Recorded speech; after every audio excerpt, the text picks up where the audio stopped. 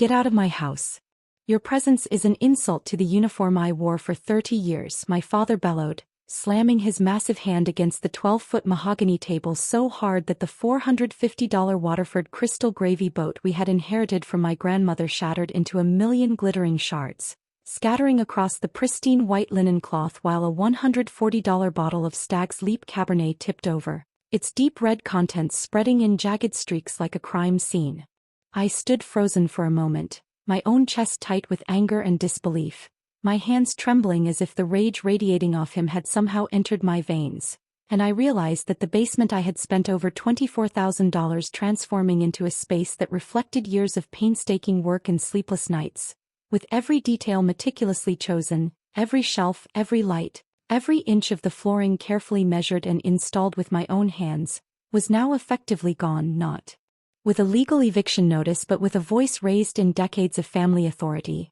a voice that had dictated the course of my childhood, my schooling, my choices, and apparently now even the space where I had sought refuge from all of it. I am Evelyn, 32, a senior auditor for counterintelligence, and yet standing here in the living room that smelled faintly of polished wood and aged wine, I felt smaller than any file I had ever analyzed, any investigation I had conducted with precision and control, because this was not about skills or logic, this was about a lifetime of unresolved tension between my father and me, the kind of tension that had grown like ivy over the walls of our family home, creeping into every interaction, every holiday dinner, every casual conversation that ended in me retreating to my basement sanctuary to escape the suffocating expectation of perfection.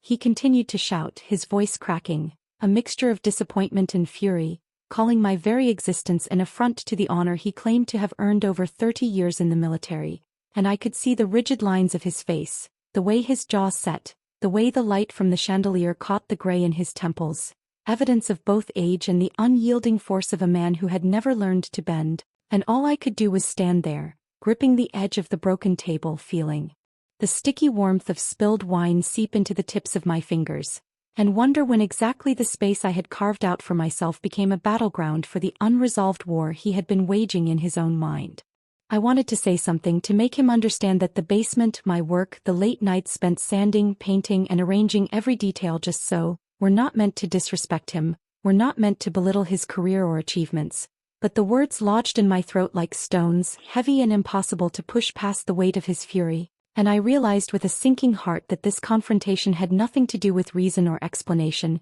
it was about authority, control, and the old, unhealed wounds that we had both carried for decades. As the wine continued to creep across the linen, leaving irregular dark red patterns, I could feel a strange clarity settling over me, a sharp awareness that my life, my choices, my very identity, had been constantly measured against his standards, his ideals. And yet here I was, fully grown, fully accomplished in my own right and still unable to claim a space in the house that I had literally built with my own hands, a space that had represented not only my independence but my ability to create order and beauty in a world that often felt chaotic and hostile. I looked around at the shattered glass, the spilled Cabernet, the gleaming table that had once symbolized family legacy, and I realized that none of it belonged to me anymore, not in the practical sense, not in the emotional sense. And yet the blood in my veins surged with a defiant recognition that no amount of shouting, no matter how thunderous, could erase the years of work, the late nights, the planning,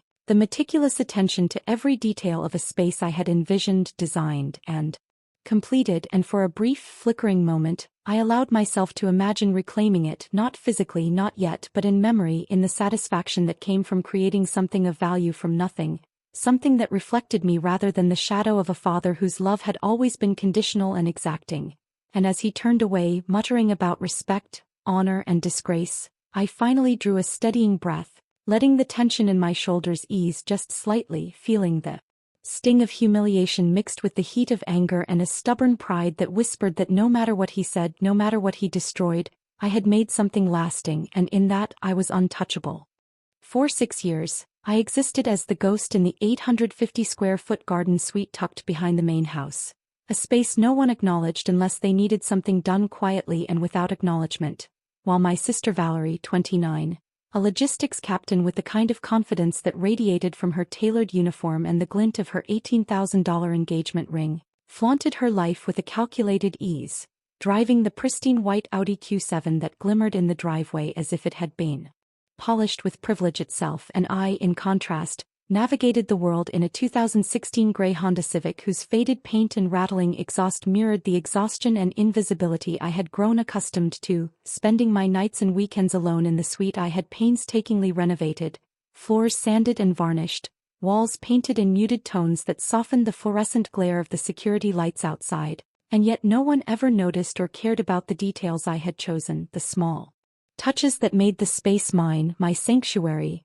my evidence of effort and self-sufficiency in a household that prioritized appearances over reality. I had secretly covered $12,450 in delinquent property taxes, quietly slipping checks into the system when my father's so-called prestigious pension fell short, a fact that never earned me recognition but instead maintained the illusion that everything in the household functioned flawlessly because of his disciplined stewardship. And I had also paid $4,200 in plumbing repairs when pipes burst and the basement flooded, crawling under sinks in the dim light of a single lamp, wrenching valves and tightening joints, all while being ignored by the very family that depended on me to keep the house running without ever acknowledging the hours of labor and stress that went into preventing disaster. I survived on black coffee and 12-hour shifts, rising before dawn to prepare reports, audit accounts, and coordinate logistics that no one would ever know were under my meticulous scrutiny, keeping the house in a delicate balance between order and chaos,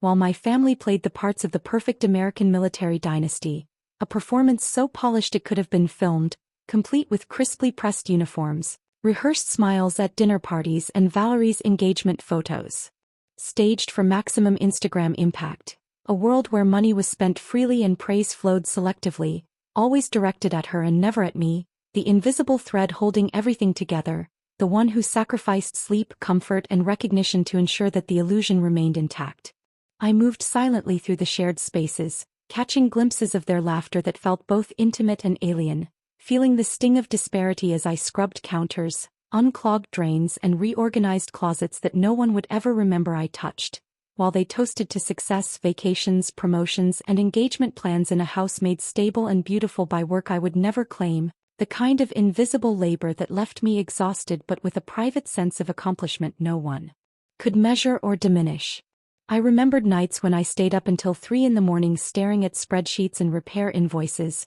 calculating exactly how much I could spend without drawing attention, how to cover debts quietly while preserving the family's reputation, all the while feeling the deep, hollow contrast between my sacrifices and the lavishness displayed in the dining room where laughter and clinking glasses served as a constant reminder of what my life could never look like publicly because I was bound to the shadows of effort, the ghost who ensured the house ran without disaster, the unseen hand smoothing out chaos, while Valerie and my father basked in the reflected glory of my diligence. I had become a master of invisibility, a curator of household stability who could track every overdue bill, every cracked tile, every loose faucet, and every bureaucratic hurdle that threatened to expose cracks in the veneer of perfection, and yet the reward was always ephemeral, limited to fleeting moments of quiet satisfaction in the early morning hours when the house was still and my coffee was strong, a bittersweet solace that could not compete with the constant, glaring contrast of privilege and recognition lavished on my sister,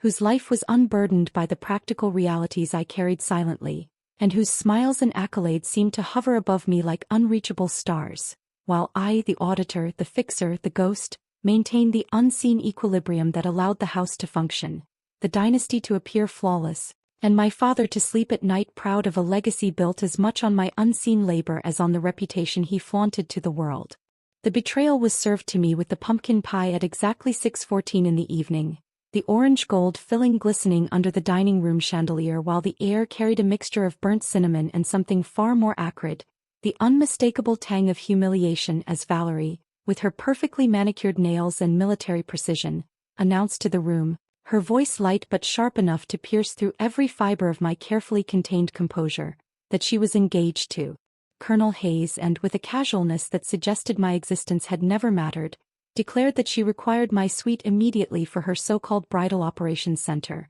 a space that I had labored over for years, sanding, painting, arranging, and funding with sweat and savings, and that, in her eyes, now existed solely to accommodate her wedding planning, her demands punctuated by the cruel elegance of entitlement and the smirk she wore like a crown, while my mother, Patricia, who had spent the afternoon adjusting her $5,000 pearl necklace as if it were an accessory to her complicity, leaned slightly toward me and whispered in a voice soft yet firm with the authority of maternal instruction, that I should not be selfish because the space was needed for the venue planners, as if my countless hours of work and personal sacrifice were invisible, meaningless, and unworthy of consideration, all while neither of them looked me in the eye, their gaze gliding over me like I were part of the furniture, an object to be moved and discarded, and I felt the sharp, cold realization sink into me that I was not only being displaced from the physical space I had claimed as my own, but that my presence, my labor, my careful attention to every detail of that suite,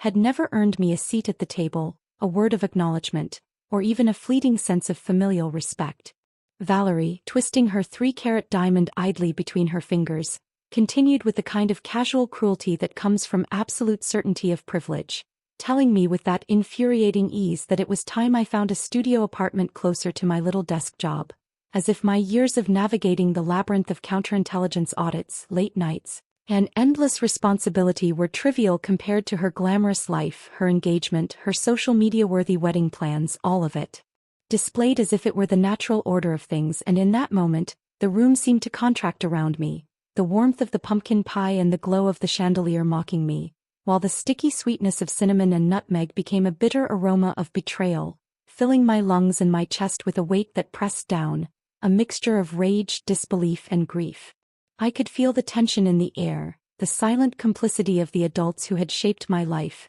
the very walls of the house that had absorbed my labor now resonating with my invisibility, every polished surface and gleaming fixture a testament to the work I had done that now counted for nothing, as my sister claimed it for her own purposes without a second thought, and I realized with an almost physical ache that I was being discarded like old furniture, moved aside so that someone else could take center stage in a world I had built quietly, meticulously, and without fanfare, and yet there was no acknowledgement, no gratitude, just the casual cruelty of entitlement and the sharp, gleaming edge of family politics. The smell of burnt cinnamon lingered, settling into the fabric of the dining chairs, the white linen, the carved wood of the table, as if even the house itself were conspiring to remind me of my displacement. And I sat there, my fingers pressing against the edge of the table to steady myself, the wine from the previous dinner still a faint memory in the cracks of the mahogany, and I felt the hollow mix of anger and disbelief twist into a tight, cold determination because while they may have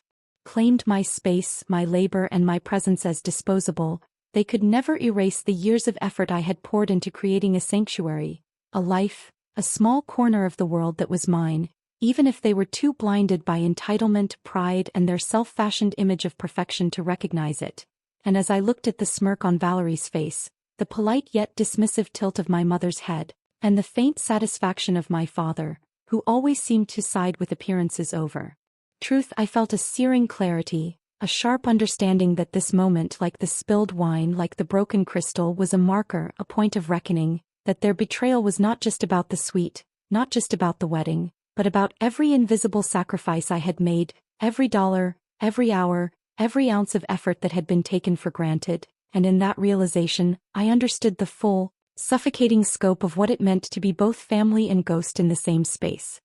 I sat in my car at 11:45 at night in the dimly lit parking lot of a 24-hour diner, the hum of the neon sign outside casting an eerie glow across the dashboard and the empty seats of my Honda Civic, staring down at a crumpled napkin where I had scribbled a single number, $142,560, the exact total I had quietly funneled into their meticulously curated lifestyle over 6 years, each dollar a silent testament to my labor, my endurance, my willingness to sacrifice sleep, comfort, and recognition to maintain the illusion of the perfect American military family, and for the first time, I allowed myself to acknowledge the full magnitude of it with no tears, no emotional surrender, just the cold, unflinching logic that had guided every choice I had made since I first moved into the 850-square-foot garden suite, the sanctuary that had become a prison in reverse, a place where invisibility was a currency, and labor was invisible until it could no longer be ignored.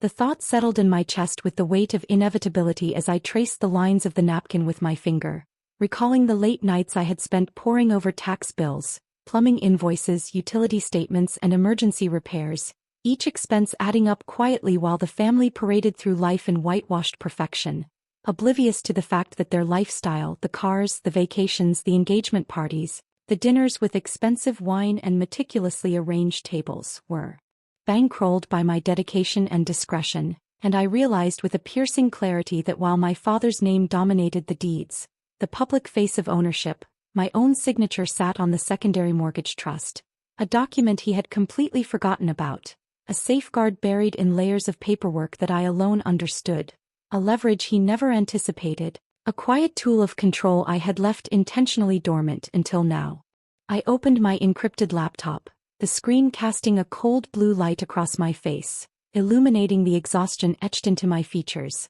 the faint shadow of sleepless nights under fluorescent lights and over paper-strewn desks, and scrolled through the procurement files I had been monitoring, the ones that revealed anomalies so subtle I had previously dismissed them as clerical errors. But tonight, under the weight of betrayal and exhaustion and years of calculated observation, the first red flag stood out like a beacon in a storm, an irregularity so glaringly out of place that it demanded attention, demanding a response that could not be ignored, and the full scope of the realization hit me with the precision of an operating system executing a critical protocol. This was no longer simply a family dispute over space, money, or recognition. This had evolved into a situation with legal, ethical, and federal implications, a cascade of decisions and hidden actions that could unravel reputations, finances, and careers with the same quiet inevitability that had guided my own invisible interventions for years. I leaned back in the driver's seat, hands gripping the steering wheel as if to anchor myself to the reality that had suddenly become undeniable, the chill of the night seeping through the thin fabric of my jacket, mingling with the adrenaline that coursed through me, sharpening my thoughts to an almost painful clarity, and I replayed every interaction over the past weeks, months, years, the hidden expenditures, the quietly resolved crises, the meticulous attention to detail that had kept the household afloat, and the thought struck me with the intensity of revelation that everything I had done to maintain order had inadvertently given me the keys to leverage, the evidence to expose discrepancies, the insight to convert personal betrayal into institutional accountability. And in that moment, a strange combination of fear and exhilaration washed over me, because I understood that the world had shifted beneath my feet, that the narrative I had lived in of servitude and invisibility was now intersecting with a reality governed not by family loyalty or appearances but by law, oversight, and federal scrutiny. And as I typed the first few lines of analysis into the encrypted spreadsheets, cross-referencing account numbers, signatures, dates, and invoices, I felt the cold, unyielding satisfaction that comes from finally connecting the dots, from realizing that my meticulous vigilance, my long nights and precise accounting, were no longer silent sacrifices but the foundation of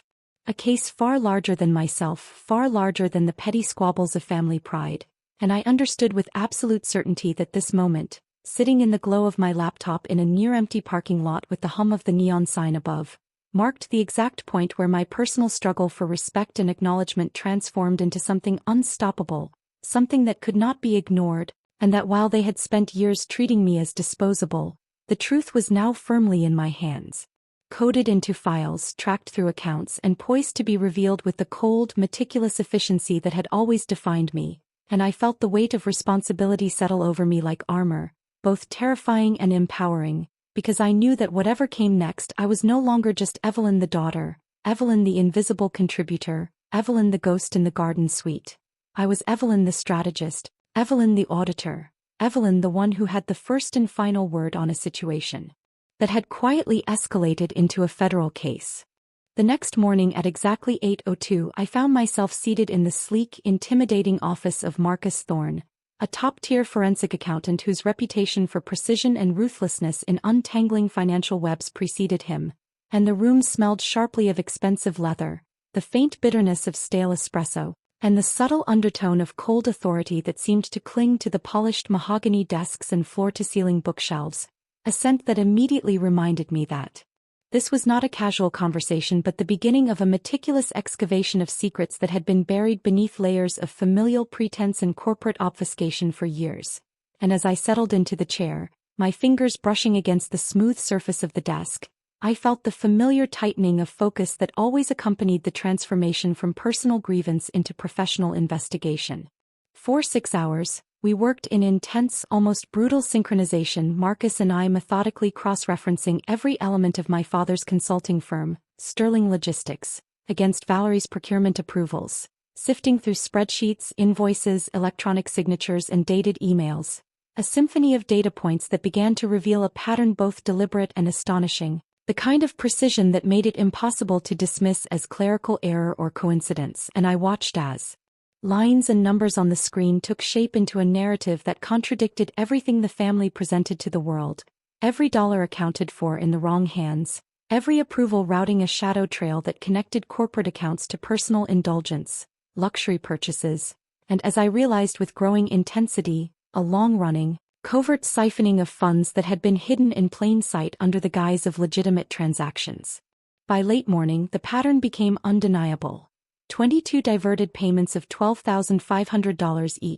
each one routed through a shell company registered in Delaware, its identity deliberately opaque and constructed with the kind of legal subtlety that made it nearly invisible to anyone who lacked both the technical knowledge and the persistence to track it. And I could feel the tension in my chest rise as we mapped each payment, noting the dates, the amounts, and the corresponding approvals, realizing that this was no longer a family dispute or a simple mismanagement of resources. This was a coordinated financial maneuver with clear beneficiaries, a betrayal executed with clinical efficiency, and I felt a mixture of satisfaction and cold fury that the years I had invested in supporting their lifestyle had, in effect, funded the very mechanism that now provided me the leverage to expose them. I gathered everything I could find, methodically compiling 114 pages of bank statements that traced every suspicious movement, forging authorization stamps that revealed patterns of manipulation, and high-resolution screenshots of modified ledgers that documented the alterations in a way that would withstand scrutiny under federal investigation,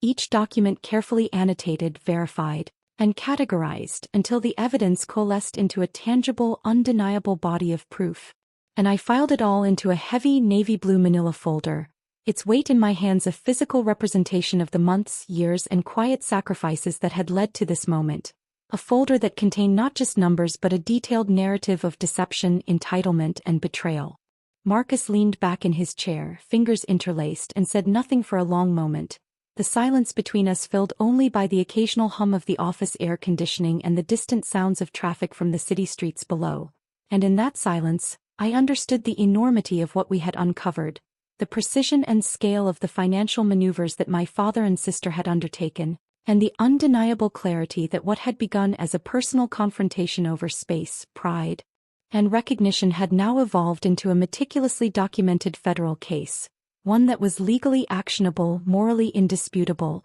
and most importantly, completely within my control to present to the authorities if I chose. And as I closed the folder, feeling its weight settle into my arms, I experienced a rare, fleeting sense of triumph, a recognition that my labor, my vigilance, and my attention to every detail which had once gone unnoticed and unappreciated, now formed the cornerstone of accountability, a quiet yet devastating validation of every sacrifice I had made, every sleepless night spent auditing, calculating, and safeguarding the household and its finances, and in that moment, I allowed myself to acknowledge that for the first time, the ghost of the garden suite, the invisible daughter, the silent provider of 6 years of unacknowledged labor, had finally become a force to be reckoned with, armed not with anger alone but with irrefutable, meticulously documented evidence that could dismantle the carefully constructed illusion of privilege, honor, and perfection that had dominated my family for decades. And the heavy navy blue folder resting in my hands was the manifestation of every hour, every calculation, and every quiet act of endurance that had brought me to this precise, inescapable point of empowerment.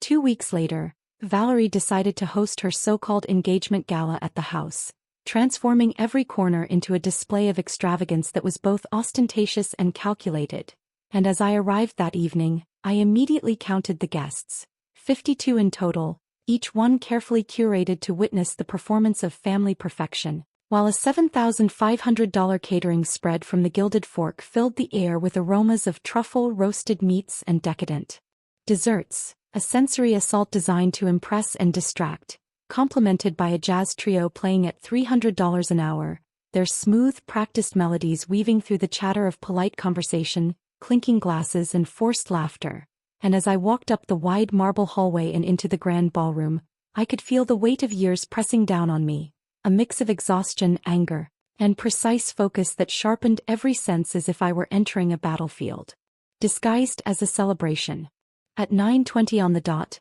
Valerie ascended the grand staircase, her posture perfect, her smile rehearsed, her $4,200 Vera Wang gown catching the light of the chandeliers in a way that drew every eye in the room, and she began her speech with the practiced cadence of someone born to command attention, speaking of honor, family, and the supposed unity that she represented while everyone nodded politely, their expressions a blend of admiration and envy completely unaware that the very fabric of the life she praised was built, in large part, on the invisible labor of the person now standing behind the double doors of the foyer, that person being me. I entered deliberately, the heels of my shoes clicking on the polished marble floors, a sound that cut through the jazz and the murmured conversations like a drumbeat announcing my arrival, and I was dressed in a black tailored suit so sharply cut and precisely fitted that it cost more than her monthly car payment. The jacket cinched at the waist, the sleeves ending exactly at the wrist, the trousers falling straight and clean over polished leather shoes,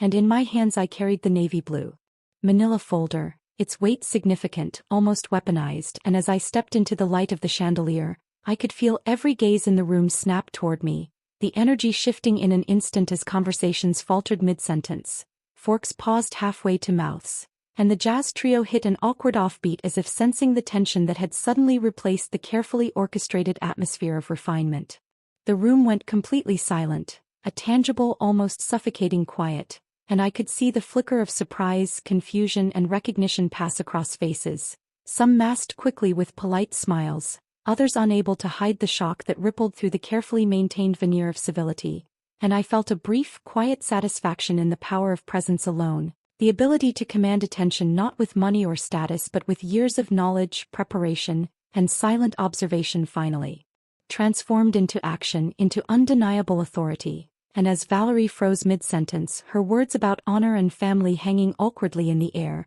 I felt the familiar, precise rush of focus that had carried me through audits, investigations, and painstaking analysis, now applied to the stage before me, to the audience who had ignored me for years, to the sister whose life had been funded, stabilized, and enabled by the very work she now performed without acknowledgement. I stepped forward, the fabric of my suit rustling softly with each measured movement, the folder pressed firmly to my side, and I could see the subtle shifting of posture, the narrowing of eyes, the tentative, almost imperceptible steps back as people instinctively recognized that this was not the same Evelyn who had silently maintained order from the garden suite, the basement, the background of every family event, but someone transformed, armed with knowledge, documentation, and the quiet authority that comes from being the only person who truly knows the full scope of a situation. And as I reached the center of the room, all eyes fixed, I felt the weight of the moment settle over me, a concentrated, almost tactile pressure of anticipation, because this was more than a confrontation, more than a reclaiming of space. This was the culmination of years of invisible labor, careful monitoring, and meticulous record-keeping that had allowed me to walk into a room designed for vanity and celebration and turn it into a stage of undeniable reckoning. The basement daughter finally taking the floor with all the quiet, lethal precision of someone who had waited patiently for the exact right moment to reveal the truth. And I could see it in the stiffening of shoulders, the faltering of smiles, and the flicker of panic behind Valerie's carefully applied makeup that nothing in the room would ever be the same again once what I carried in my hands was unleashed. Every detail, from the weight of the folder to the cut of my suit to the timing of my entrance, had been calibrated to maximize the impact, and in that brief electric silence, I realized that all the years of being unseen, unacknowledged, and underestimated had been necessary preparation for this precise instant, this convergence of presence, preparation, and leverage, and as the jazz trio's soft notes faded into tension, I inhaled slowly, feeling the room's collective gaze, and understood that the power of knowledge, evidence, and patience could outweigh privilege, appearances, and even the audacity of entitlement, because at this moment I, the so-called basement daughter, was in control. I didn't scream. I didn't cry. I didn't raise my voice or make a scene in any way that could be dismissed as theatrics, because I had spent years learning how to let evidence speak louder than emotion, and instead, I calmly walked to the front of the ballroom where the $3,000 projection system hummed quietly, its polished frame reflecting the crystal chandeliers and the gleaming shoes of officers and guests alike, and with a deliberate motion, I plugged in a small USB drive, the weight of it in my hand feeling heavier than any weapon I had ever carried. And as the system recognized the drive and the screen flickered to life, I let the room absorb the moment in silence before I spoke, my voice steady, precise and cold, carrying clearly across the polished floors and over the soft background of anxious whispers stating, "Since we're celebrating Valerie's promotion to wife of a colonel, let's talk about her promotion of fraudulent vendors," and the words landed with a quiet inevitability that immediately drew every eye toward the glowing screen. The projection shifted seamlessly, displaying transaction number 88492 in sharp, high-resolution clarity. A $45,000 kickback routed directly to an account shared by my father, Richard, and my sister, Valerie, each line of the ledger highlighted and annotated with careful forensic detail. The signatures, the altered authorizations, the routing numbers all unmistakable, undeniable, and arranged in a way that allowed anyone with eyes to understand the scope of the fraud. And as the room absorbed the information, I moved through the crowd distributing 20 color-coded copies of the forensic audit, each meticulously organized, each folder heavy with evidence, into the hands of the highest-ranking officers present, their faces tightening with disbelief, recognition, and the dawning comprehension that this was not a hypothetical scenario, a minor mismanagement or a miscommunication, but a deliberate documented act of financial manipulation that tied the two people standing at the center of the room directly to illegal activity. I watched as subtle shifts rippled through the crowd, the way bodies stiffened, the way whispered questions passed from one officer to another, the sharp intake of breath that punctuated the quiet hum of tension, and then with a sound that seemed almost symbolic, a general's wife dropped her champagne flute, the delicate crystal shattering against the marble floor, each shard reflecting the chandelier's light like splintered judgment, and in that instant I realized the sound itself was emblematic, a sharp percussive punctuation signaling the end of the sterling name's untouchable image, the carefully curated illusion of honor, prestige, and perfection that had been cultivated for decades beginning to crack and crumble under the undeniable weight of truth. As officers' eyes darted between the projection screen, the forensic folders in their hands, and the faces of Richard and Valerie, who now stood frozen mid-pose, their carefully rehearsed smiles faltering as the implications of exposure set in, and I could feel the tension thickening like fog, enveloping the room in a palpable, almost tangible awareness that the hierarchy, privilege, and entitlement that had once shielded them were now utterly powerless against the precise, documented, and irrefutable evidence I held in my hands. I moved deliberately through the room, maintaining a calm, measured posture, noting the subtle gestures of panic, the rigid backs, the clutching of handbags, the tightening of grips on champagne flutes that were no longer safe, the careful, almost instinctive distancing of those who had been unwitting participants in the Sterling family's performance, and I felt a complex surge of satisfaction tempered by the gravity of the moment, because I understood that this was not merely revenge, not a petty reclamation of space or recognition, but the precise application of knowledge, preparation, and patience accumulated over years, the culmination of sleepless nights auditing, tracking, and recording every discrepancy, every altered ledger, every diverted payment, all of it finally converging into a moment of undeniable accountability. As Valerie's jaw tightened and my father's shoulders sagged beneath the invisible weight of exposure, I realized that the room had transformed entirely, shifting from celebration to courtroom-like scrutiny, every officer silently absorbing the details, every spouse exchanging looks of disbelief, and every guest caught between horror and fascination as the narrative I had constructed with painstaking care unfolded before them in full, irrefutable clarity. And in that stillness, as the shattered champagne glass lay glinting like a warning at the foot of the staircase, I felt the culmination of years of invisibility, labor, and restraint crystallize into a singular, unassailable reality. The Sterling name, for all its carefully curated prestige, could no longer command respect through appearances alone, because truth, once documented and delivered with precision, carried a power that even legacy, wealth, and entitlement could not withstand. And as I stood there, the black tailored suit sharp, the folder heavy in my hand, and every eye locked on me, I understood with cold satisfaction that the role of the basement daughter had finally evolved into something far greater, far more commanding and utterly irreversible, because this was the moment where meticulous preparation met absolute authority, and nothing in that room would ever look the same again.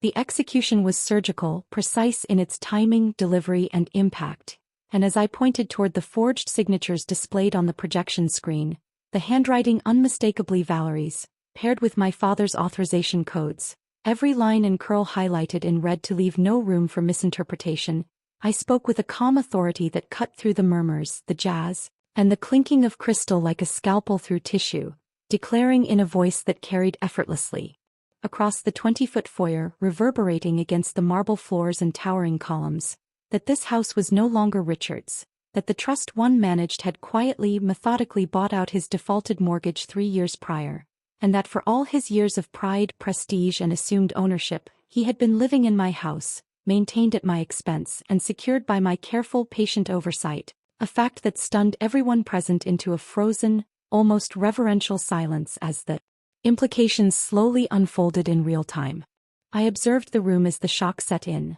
My father's face, which had always been so rigid with authority, now paled, the color draining as if the weight of realization itself was a physical burden pressing against his chest, his mouth opening slightly before closing again in a helpless, uncharacteristic stammer, and Valerie, who had spent years mastering the art of poise and entitlement, froze mid-expression, her meticulously applied makeup and expensive gown suddenly irrelevant, her carefully rehearsed aura of perfection shattered by the clarity of documentation, the undeniable evidence that linked her directly to fraudulent activity, and I saw her fiancé Colonel Hayes hesitate for a fraction of a second, the weight of his impending allegiance faltering, before he removed his class ring, a symbol of status, honor, and military achievement, and placed it deliberately on the hallway table, the metallic click of it against polished wood echoing in the foyer like a marker of silent surrender without a single word, gesture, or defense, and in that moment, the carefully constructed performance of family prestige and military propriety collapsed into a tableau of vulnerability and consequence, leaving the room suspended between disbelief and recognition that the foundations of the sterling name were no longer unassailable. I could feel the shift in the air, subtle yet absolute, as the officers, spouses, and guests absorbed the implications of my words, the screens, and the meticulously organized forensic evidence, realizing that the golden child, the one raised, praised, and showcased as the emblem of family success, was now a federal suspect in a $275,000 embezzlement scheme, her accomplishments, honors, and carefully cultivated image rendered irrelevant by the cold, irrefutable arithmetic of money diverted, authorizations forged, and ledgers altered, and the contrast between appearance and reality was so stark that it seemed almost tangible, a presence that hung like a specter over the polished floors and crystal chandeliers, forcing every witness to confront the uncomfortable truth that wealth, privilege, and status could not shield them from accountability when the proof was this thorough, precise, and incontrovertible. I stepped closer to the projection screen, maintaining the perfect posture of authority, allowing the room to absorb the full scope of the evidence as I detailed the mechanism by which the funds had been siphoned, the timeline of payments, the shell company in Delaware, the deliberate routing of amounts, and the manipulation of internal approvals, and as I spoke, I could feel the controlled anger of years of invisible labor coalesce into a quiet, undeniable power, the kind that comes not from yelling or confrontation, but from the precision and patience of careful preparation and the satisfaction of revealing the truth in its most incontrovertible form. The room, previously filled with the sounds of celebration, now resonated with the gravity of accountability, the polished glasses trembling in the hands of those who had come to honor privilege, the murmurs muted by the sheer weight of understanding, and I watched as my father, shoulders slumping and pride stripped bare, realized that the authority he had wielded for decades within the household was now effectively nullified, that the house he had assumed as a symbol of control was legally, financially, and practically mine, held by the instruments of the trust one had managed with exacting diligence, and that every decision, every diverted payment, and every act of fraud perpetrated by Valerie had left her fully exposed to scrutiny, prosecution, and irreversible consequences, all meticulously documented in the navy blue folder I carried, the culmination of years of silent observation, labor, and relentless attention to detail. As I let the words hang in the air, watching eyes shift between faces, screens, and folders, feeling the tension thicken into something almost palpable, I realized that the moment was complete, that the basement daughter, the invisible contributor, the quiet, unacknowledged laborer had transformed into an arbiter of truth and consequence, and that in the precise stillness of the foyer, amid shattered illusions, dropped champagne flutes and the stunned silence of a room filled with witnesses, the sterling name would never again be untouchable, because the very tools of accountability I had nurtured, monitored, and wielded with surgical precision had changed the balance of power irrevocably, and in that moment, I understood the full measure of what patience, knowledge, and preparation could achieve against entitlement, deception, and assumed authority. By 10:15 in the morning the following Monday, the repercussions of the gala, the projection, and the meticulously documented evidence I had delivered rippled outward in ways that felt both surreal and inevitable. As the Department of Defense officially launched a formal inquiry, the weight of bureaucracy and authority descending on the Sterling household with a quiet, uncompromising precision that mirrored the meticulous calculations I had spent years perfecting, and I watched from the driveway as the first tangible manifestation of consequence arrived in the form of a black SUV from the Auditor General's office, its polished surface reflecting the morning sun and the manicured facade of the 5,500-square-foot estate that had for years projected an image of stability, privilege, and perfection, while beneath the surface it had functioned as the center of embezzlement, manipulation, and unchecked entitlement, and I could feel a cold satisfaction in the spine-tingling clarity of the moment as I observed the officers stepping out, clipboards and digital devices in hand, prepared to methodically examine, catalog, and audit every account, ledger, approval, and payment that had flowed through the house and its associated entities, turning the sprawling residence from a symbol of untouchable prestige into a controlled scene of investigation, a place where every piece of furniture, every computer, every filing cabinet could become evidence, scrutinized for discrepancies, signatures, and patterns of fraud. Valerie, whose life had previously revolved around maintaining appearances of impeccable decorum and familial pride, was immediately placed on administrative leave, the sudden shift in status stripping away the authority and privilege she had long taken for granted, while simultaneously pending a court-martial for 15 counts of procurement fraud, each count a direct consequence of the carefully documented transactions, shell companies, and forged authorizations that I had uncovered and distributed with surgical precision, and I could almost see the carefully constructed veneer of her life crumbling in real time, her military accolades, social recognition, and family accolades now tainted by the undeniable truth of illegal activity, and I understood that the consequences were both immediate and long-term, capable of altering not just her career but her financial standing, reputation, and social identity, leaving her suddenly vulnerable in ways she had never been prepared to confront.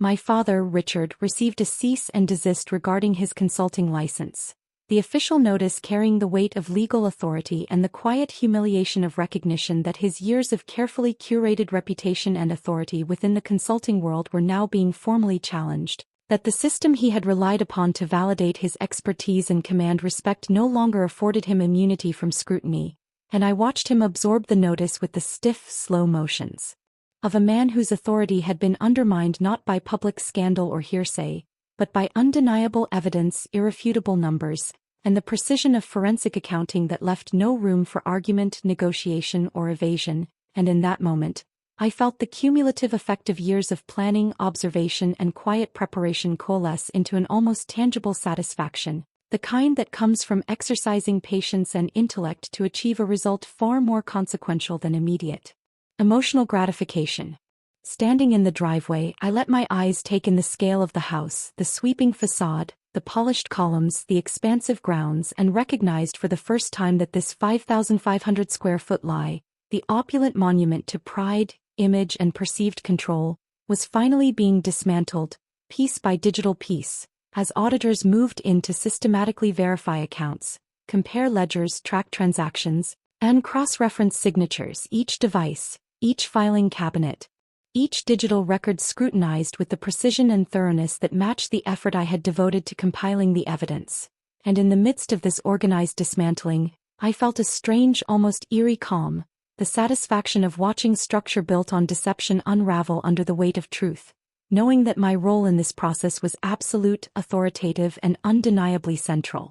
I could see officers moving through the entryway, scanning shelves, logging serial numbers, photographing devices, and taking notes on every visible and digital asset, a methodical operation that reduced the grandeur of the estate to a series of verifiable data points, transactions, and documented evidence. And I understood that every inch of that house, every artifact of wealth and pride, would now be interpreted through the lens of accountability rather than entitlement, that the carefully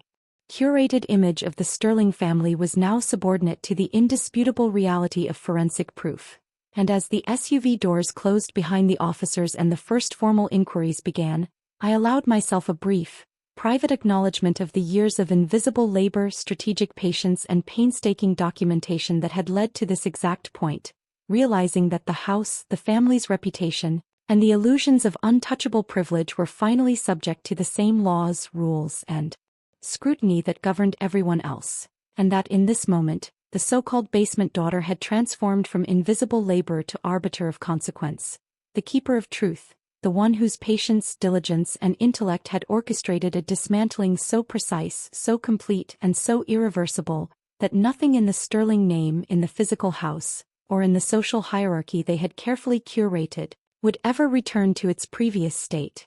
The final blow came quietly, deliberately, with a precision that left no room for negotiation, no opportunity for appeal, in the form of a 45-page legal notice that I had drafted, reviewed, and finalized over the past several nights, each sentence, clause, and paragraph crafted to leave the Sterling family with no ambiguity about the consequences of their actions, and I sent it directly to their new temporary housing, a modest 2-bedroom rental that now served as the stark, humbling stage for the aftermath of their hubris, the address itself a symbolic reminder that the grandeur of their previous estate and the illusion of untouchable privilege had been dismantled, piece by digital, bureaucratic, and financial piece, leaving them exposed to the legal, financial, and social accountability they had long ignored. The notice outlined in meticulous detail the immediate repayment of $142,560, the sum of personal loans, unauthorized expenditures, and silent burdens I had absorbed and financed over 6 years to keep the family and household afloat,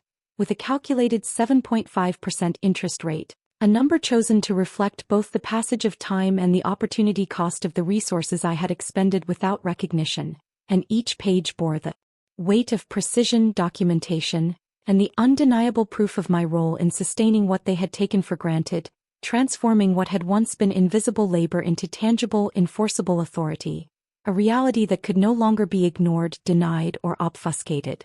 I knew the notice would land like a shockwave, the legal language, charts, attached spreadsheets, and bank reconciliations leaving no room for misunderstanding, and I anticipated the emotional turmoil it would provoke even as I remained detached, calculating, and resolute, because this was not about vengeance. It was about equity, accountability, and the undeniable power that comes from meticulous preparation, patience, and the strategic deployment of evidence that left no loopholes for excuse or deflection. My mother, Patricia, immediately reacted, sending 12 frantic texts in rapid succession, each one attempting to negotiate, plead, cajole, or guilt me into reconsidering, the words spilling across the screen in a chaotic, anxious flood that reflected both her desperation and her inability to grasp the permanence of the consequences I had set in motion. But at 2:44 in the afternoon, I blocked her number without hesitation, a symbolic and practical severing of the channels she had relied on for control, and in that act, I felt the quiet, resolute clarity of someone who had long since moved beyond the emotional manipulations of family toward the absolute application of authority, knowledge, and accountability. I was no longer the shuffler of papers, the silent fixer, the basement daughter who labored unseen to prop up the household while my efforts were ignored or exploited. I was the one who held the pen, both literally and figuratively, the agent through whom the narrative of their privilege, entitlement, and deception would be formally rewritten, the executor of a meticulous process that converted years of invisible labor, financial oversight, and forensic diligence into the inescapable reality of legal and fiscal consequence. And as I pictured them reading the notice, seeing the sums, the interest, the evidence, and the formal demands for restitution, I could almost feel the shift in their perception of me, from overlooked daughter to calculated authority, from shadow to arbiter, from silent participant to the decisive force that orchestrated their undoing. I stood in the quiet of my own space, the weight of satisfaction tempered by the gravity of the act, knowing that this was not simply a matter of reclaiming money or asserting dominance, but the culmination of years of patience, vigilance, and intellect, the orchestration of a sequence that transformed the power dynamics of my family, the home they had treated as a stage for appearances, and the illusions they had cultivated around status, honor, and respect, into something accountable, transparent, and enforceable. And in that moment, as I reflected on the chain of events, from the broken crystal, the stolen basement suite, the audits, the USB drive, the projection, the federal inquiries, and now the legal notice, it became unmistakably clear that the role I had played for years as the invisible, undervalued force behind their lives had finally culminated in absolute, tangible authority, a power that could not be ignored, circumvented, or diminished, and that the Sterling family's era of assumed control and untouchable privilege had ended formally, legally, and irrevocably by the deliberate, measured, and unflinching hand of the daughter they had never truly seen until it was far too late. I moved back into the house, but not into the basement where I had spent 6 years silently laboring, repairing, and financing a life that had never been acknowledged, instead claiming the master bedroom as my new office, a space that had once belonged to my father and represented the peak of his authority and control, now transformed into a command center of my own design, with walls cleared of clutter, furniture rearranged to suit my workflow, and every surface reflecting the careful, deliberate order that I had longed for in the chaotic environment of the family's performance-driven life. And to ensure that the sanctity of this space remained unchallenged, I invested $15,400 into a new security system, installing 12 ultra-high-definition 4K cameras strategically placed to cover every entry point, hallway, and potential blind spot, along with biometric locks on every door, ensuring that access was restricted, controlled, and monitored, a technological assertion of the authority I now exercised over the house,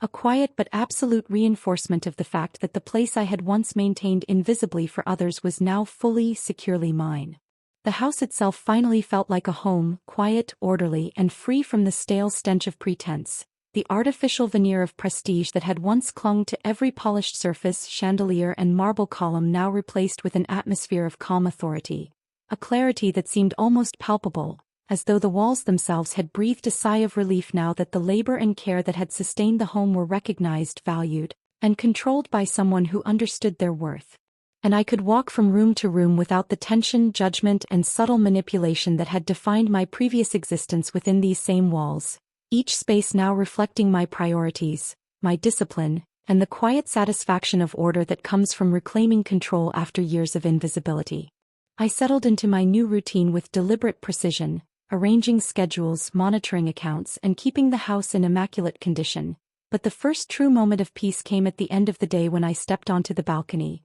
The city and neighborhood stretching before me bathed in the warm, golden glow of the setting sun, the sky streaked with shades of coral, amber, and violet that reminded me of the quiet power of patience. And I poured a glass of $200 scotch, the amber liquid catching the last rays of sunlight, swirling in the crystal glass with a hypnotic gleam, and I took a slow sip, feeling the warmth spread through me, a symbol of quiet triumph, careful indulgence, and the measured rewards of calculated patience. From that vantage point, I could see the neighborhood in a new light. The same streets and houses that had once seemed to whisper judgment and expectation now appearing ordinary, even benign, because the shadows of the Sterling family's staged perfection no longer defined the discourse around me, and the whispers of disappointment, critique, and invisible labor that had followed me for years had been replaced by silence, an acknowledgement that my presence, authority, and control were now unquestioned, that the so-called disappointing daughter was no longer overlooked, underestimated, or invisible,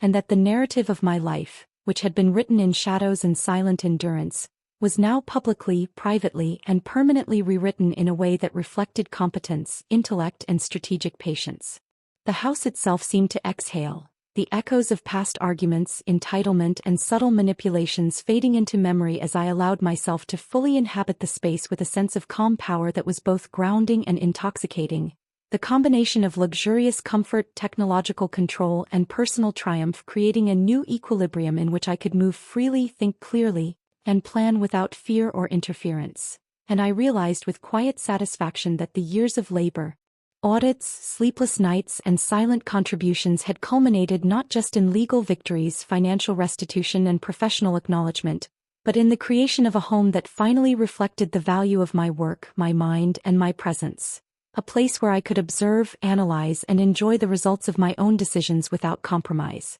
As the sun dipped below the horizon, casting long shadows across the meticulously maintained lawn and reflecting off the polished surfaces of the house, I sipped my scotch and breathed in the night air, crisp and clean, carrying with it the faint scent of fresh flowers from the landscaped garden, and I allowed myself to acknowledge the full weight of what had been accomplished. The household that had once been a theater for entitlement and illusion was now a sanctuary of order, authority, and recognition, a space that belonged to me in every sense, and the neighborhood that had once whispered judgments about the disappointing Sterling daughter, now looked on silently, unaware of the transformation as I, Evelyn, the daughter they had overlooked, labored, and underestimated, finally claimed the life, the home, and the authority that had always been rightfully mine. Today, the aftermath of the meticulous dismantling of the Sterling family's illusions and the precise administration of accountability had fully settled into reality, and I could observe it with the quiet satisfaction of someone who had orchestrated every step with patience,